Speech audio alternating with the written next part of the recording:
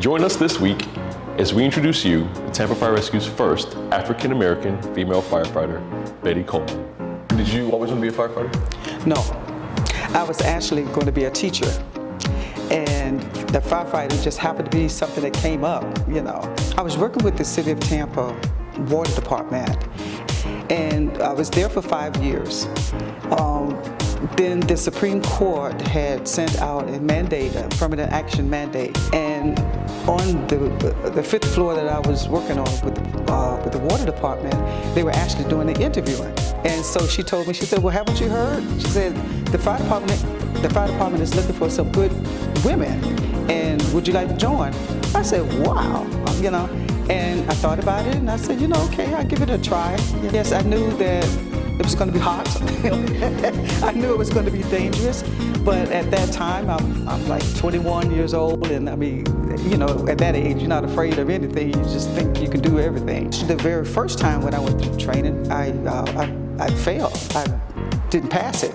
And so, you know, I passed out on the ladder. We was climbing down the ladder, and I passed out, and, you know, people thought I died. You know, at that time, I thought I died too. And so my family was saying, my family didn't agree with it at all. And my family was saying, I know you're not going to be a firefighter now. I mean, you see how dangerous it is. And I'm saying, no, I knew it was dangerous. So I went back. And after that, I passed classes and got hired. I knew I was the first, but I didn't think anything of it. When I went through the fire department, it was, you know, I was a good test taker, and I came out, you know, scored high. I was a firefighter. What was your first assignment? A dumpster fire. I went to Station 1, and it was a dumpster fire. We went, I was a firefighter, we went to a dumpster fire, and I thought that was the biggest thing I've ever seen. And now that I look back on it, it was just a little trash burning. But it was amazing to me, you know. Fire inspector, fire explorer, advisor, which is over the teenagers. I love the explorers. I love how the teenagers wanted to pursue their career with the fire department, and we just made them blossom. Then they actually became firefighters.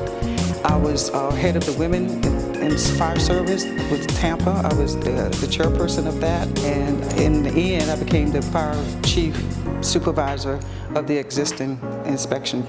I love fire inspection.